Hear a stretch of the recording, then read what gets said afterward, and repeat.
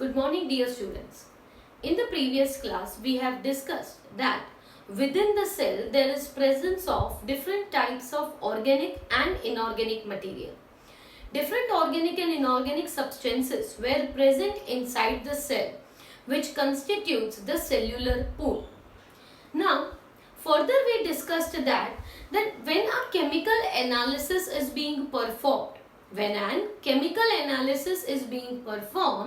you get two important fractions. One was filtrate and one was retentate. For the chemical analysis, we take a small part of a living tissue, and from this living tissue we will be grinding it, adding trichloroacetic acid to it and mixing it properly. And then after we filter this slurry. So we get two fractions, a soluble fraction and an acid insoluble fraction. तो जो acid soluble fraction था उसमें हमें दोनों organic substances भी मिलते हैं और इनऑर्गेनिक सब्सटेंसेस भी मिलते हैं, जबकि एसिड इनसॉल्यूबल फ्रैक्शन जो था उसमें सिर्फ organic substances and those also with a greater molecular weight और greater sizes were being obtained in the acid insoluble fraction. Lastly, we had seen that when analytical analysis is being performed, this analytical analysis is mainly for purification and separation purpose. तो अगर आपको कोई भी chemical compound का molecular formula या तो उसका structural formula find out करना है, then you can go for the analytical techniques. The analytical techniques like chromatography and other such techniques like centrifugation, everything you are going to discuss or study in the higher classes. अभी के लिए सिर्फ इतना याद रखना कि analytical technique से हम कोई भी सब्सटेंसेस को सेपरेट कर सकते हैं, प्योरीफाई कर सकते हैं और उस केमिकल स्ट्रक्चर का, उस केमिकल सब्सटेंस का स्ट्रक्चर या फॉर्मूला हम आइडेंटिफाई कर सकते हैं. That shows that all the carbon containing substances present in the living organisms are known as biomolecules. So all carbon containing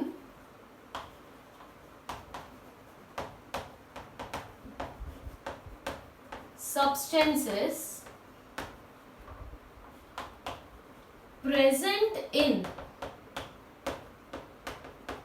living organism are known as the biomolecules. तो जो भी carbon containing substances हैं, ये सारे ही substances include होके क्या बनता है, बायोमोलिक्यूल्स. वो सारे ही किस में आते हैं, बायोमोलिक्यूल्स में. तो अगर हमें देखना है कि एक सेल है तो सेल के अंदर कौन से कंपोनेंट्स प्रेजेंट है, तो हमने देखा कि we can perform chemical analysis. But there is one more approach to separate the organic substances from inorganic substances, and this method is known as elemental analysis. So here we will mention that in order to separate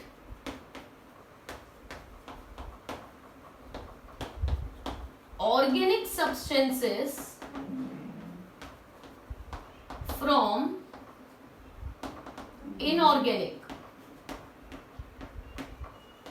we can perform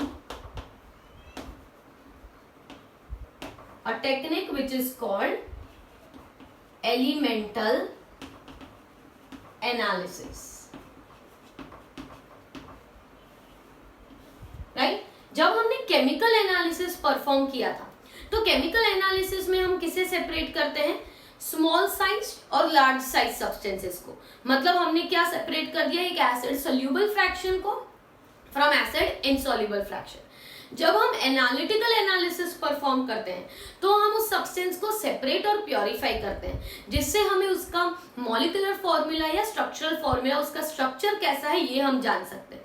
जब हम elemental analysis perform करते हैं तो elemental analysis जो है वो organic substances को inorganic substances से अलग कर देता है. So such a technique like elemental analysis एक ऐसी टेक्निक है जिसमें ऑर्गेनिक और इनऑर्गेनिक सब्सटेंसेस को सेपरेट कर दिया जाता है, and this is a destructive method. It is slightly destructive method. तो एलिमेंटल एनालिसिस को परफॉर्म करने के लिए सबसे पहले हमें क्या करना पड़ेगा, we need to take any living tissue, we need to take a living tissue. और ये जो हम लिविंग टिश्यू ले रहे हैं, this living tissue will be either an animal tissue or plant tissue, right. जैसे हमने पहले भी कहा था कि you can take either a piece of liver or any of the leaf or any such tissue can be taken for the purpose. Now you have to, after taking this tissue, you will have to allow this tissue to get completely dry. Okay. So first of all, what you will do it, you will weigh it, and then after you will allow it to dry.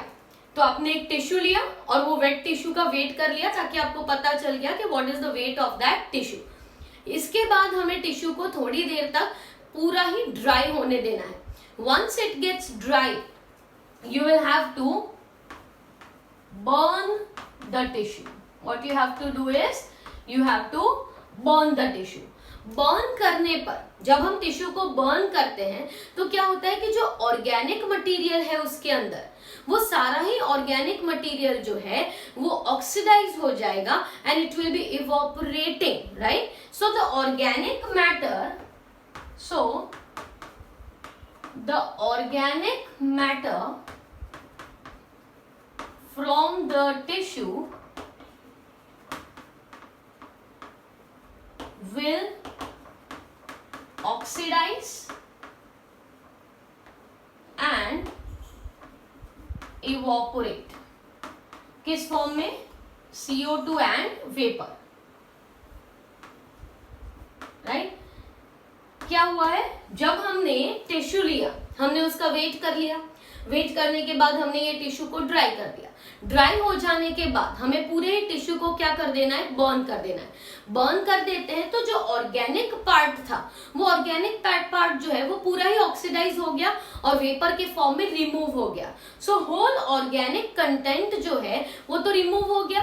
What is left over? Left over content is known as ash. The leftover content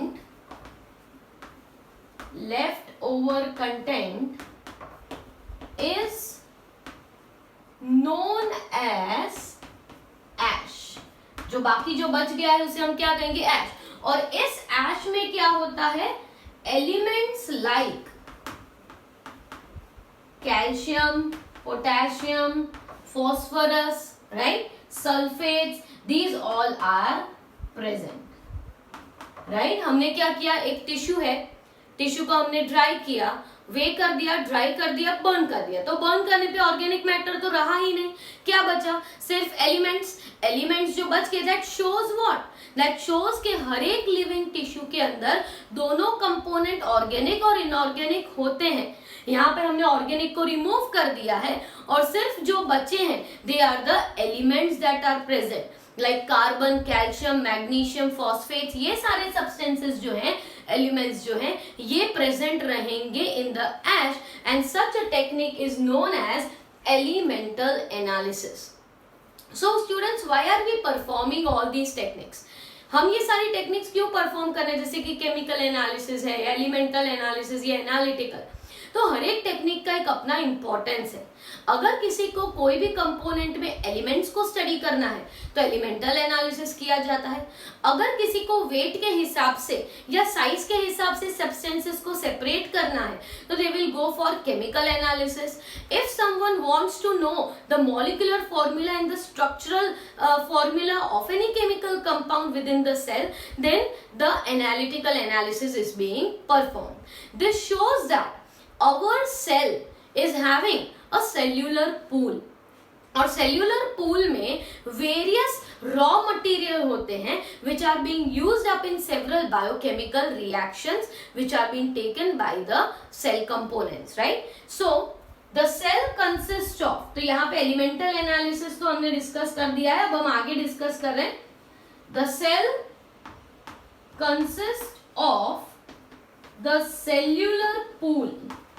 और cellular pool मतलब क्या? Cellular pool मतलब all the raw material raw material, यहाँ पे raw material मतलब chemicals, chemical substances that are useful for biochemical reactions within the cell, right? तो हर एक जो सेल है उसका एक सेल्यूलर पूल होता है। सेल्यूलर पूल मतलब वो सारे केमिकल्स, ऑर्गेनिक भी और इनऑर्गेनिक भी, वो सारे ही केमिकल्स इसमें इंक्लूड हो जाते हैं जो रॉ मटेरियल की तरह एक्ट करेंगे for different biochemical reactions occurring within the cell. जैसे कि किसी का ऑक्सीडेशन हो रहा है, किसी का एनाबॉलिक एक्टिविटी हो रहा है, कहीं पे प्रोटीन बन रहा है, कहीं पे लिपिड ब्रेक हो रहा है, तो ये सब जो सब्सटेंसेस है वो क्या है, रॉ मटेरियल है, which will be helping in different type of reactions taking place within the cell. तो इन रॉ मटेरियल में क्या इंक्लूड होता है, दोनों ऑर्गेनिक सब्सटेंसेस और इनऑर्गेनिक सब्सटेंसेस दोनों इंक्लूड होते हैं इन रॉ मटेरियल्स में। सो there are some substances which can be separated on the basis of their molecular weight and size. So these substances based on the molecular weight and solubility as well as size, these chemicals are divided into two fractions. इन chemicals को divide किया गया है दो fractions में, and these fractions are known as micromolecules and macromolecules. इन्हें biomacromolecules भी कहा जाता है, राइट? क्या मैं कह रही हूं कि सेल के अंदर कई तरह के केमिकल सब्सटेंसेस हैं जो कोई ना कोई बायोकेमिकल रिएक्शन का रॉ मटेरियल है। जैसे कि glucose is a raw material for oxidation process, जिससे एनर्जी लिबरेट होती है, right? Proteins are the sources for the growth of the cells, division of the cells, energy of the cell.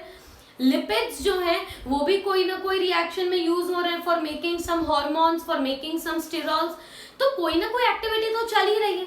तो इन सब activity में involve क्या होता है, chemical compounds. ये केमिकल कंपाउंड्स ऑर्गेनिक भी है, इनऑर्गेनिक भी है, राइट? तो बेसिस, किसके बेसिस पे हम सेपरेट करते हैं, तो मॉलिक्यूलर वेट के, सॉल्युबिलिटी और उनके साइज के बेसिस पे हम इन्हें दो ग्रुप में डिवाइड कर देते हैं। एक ग्रुप है माइक्रोमोलिक्यूल और दूसरा ग्रुप है मैक्रोमोलिक्यूल। तो सेल के अंदर दोनों माइक्रो और मैक्रोमोलिक्यूल्स प्रेजेंट है। तो ये जो माइक्रोमोलिक्यूल्स हैं उन्हें हम कैसे कह सकते हैं कि something is known as micromolecule. So when there molecular weight is between, molecular weight is from 18 to 800 daltons, तो हम क्या कहेंगे उसे, माइक्रोमोलिक्यूल। और मैक्रो कब कहेंगे, जब उनका मॉलिक्यूलर वेट 10,000 डाल्टन से ज्यादा है, तो उसे क्या कहेंगे, मैक्रोमोलिक्यूल, राइट? तो सेल में माइक्रोमोलिक्यूल्स होता है जिनका मॉलिक्यूलर वेट कम है, कॉम्प्लेक्सिटी कम है और सॉल्युबिलिटी ज्यादा है, राइट? तो माइक्रोमोलिक्यूल्स हैव सिंपल कन्फॉर्मेशन, उनका स्ट्रक्चर भी कैसा होता है, सिंपल होता है, जबकि इनका कन्फॉर्मेशन कैसा होता है, कॉम्प्लेक्स कन्फॉर्मेशन। उनका जो स्ट्रक्चर है that is going to be complex, right? Macromolecules जो होते हैं वो मोस्टली पॉलीमर्स होते हैं। पॉलीमर कब कहा जाता है, जब मोनोमर्स यूनाइट होके एक चेन बनाते हैं, वेरिएबल लेंथ की चेन बनाते हैं, तो उन्हें मैक्रोमोलिक्यूल्स कहा जाता है। जैसे कि एमिनो एसिड एक माइक्रोमोलिक्यूल है, पर एमिनो एसिड के यूनियन से बनता है प्रोटीन, तो प्रोटीन एक मैक्रोमोलिक्यूल है। ग्लूकोज एक माइक्रोमोलिक्यूल है, पर ग्लूकोज के यूनियन से बनता है स्टार्च, तो स्टार्च जो है वो एक मैक्रोमोलिक्यूल है। तो ऐसे सब्सटेंसेस जो इनसोल्यूबल थे एसिड इनसोल्यूबल पूल में मिलने वाले सारे सब्सटेंसेस क्या है? Macromolecule except lipids. Okay, all are macromolecules. जो किसकी बात कर रही हूं? जिनकी मॉलिक्यूलर वेट ज्यादा है, जिनका साइज ज्यादा है, जिनका वेट ज्यादा है, ये सारे सब्सटेंसेस किस में आते हैं? मैक्रो में. और माइक्रो में क्या आएगा? तो माइक्रो में दोनों चीजें, ऑर्गेनिक एंड इनऑर्गेनिक सब्सटेंसेस. तो organic substances like, organic substances जैसे कि sugar, amino acid, nucleotide, right. और इनऑर्गेनिक जैसे कि calcium, phosphates, potassium, magnesium etcetera, right. तो जो माइक्रोमोलिक्यूल्स है उनमें ऑर्गेनिक भी आते हैं और इनऑर्गेनिक भी आते हैं, जबकि मैक्रोमोलिक्यूल्स में ओनली ऑर्गेनिक, ओनली ऑर्गेनिक, जैसे कि पॉलीसैकेराइड, राइट. उसके अलावा हमने बात की थी प्रोटीन्स, न्यूक्लिक एसिड, ये सारे सब्सटेंसेस किस में आएंगे? मैक्रोमोलिक्यूल्स में. मतलब कहने का मतलब ये है कि जो एसिड सोल्यूबल पूल था उसमें सब क्या मिला? माइक्रोमोलिक्यूल. और एसिड इनसोल्यूबल पूल जो था उसमें क्या मिलेगा? Macromolecules, right. हमने केमिकल एनालिसिस में दो चीजें देखी थी, फिल्ट्रेट और रिटेंटेट. तो सारे ही माइक्रोमोलिक्यूल किस में आ गए? फिल्ट्रेट में. क्यों? क्योंकि उनका मॉलिक्यूलर वेट कम था, स्ट्रक्चर सिंपल था, तो वो किस में आए? माइक्रोमोलिक्यूल्स. और जिनका कंफर्मेशन कॉम्प्लेक्स था, सॉल्युबिलिटी नहीं था, वो सब किस में आएंगे? Macromolecules, right. So in the next class we are going to begin with different types of micromolecules, क्योंकि हमने देखा कि micromolecules में organic और inorganic substances दोनों हैं. तो we will talk about the organic substances included in micromolecules first and then we will talk about the macromolecules. तो ये चैप्टर में ये चीज हम आगे पढ़ने वाले हैं. हम क्या पढ़ने वाले हैं कि माइक्रोमोलिक्यूल्स क्या होते हैं, उनमें क्या क्या इंक्लूड होता है and what is there structure related. जबकि हम मैक्रोमोलिक्यूल्स के बारे में in the second half of the chapter we are going to discuss.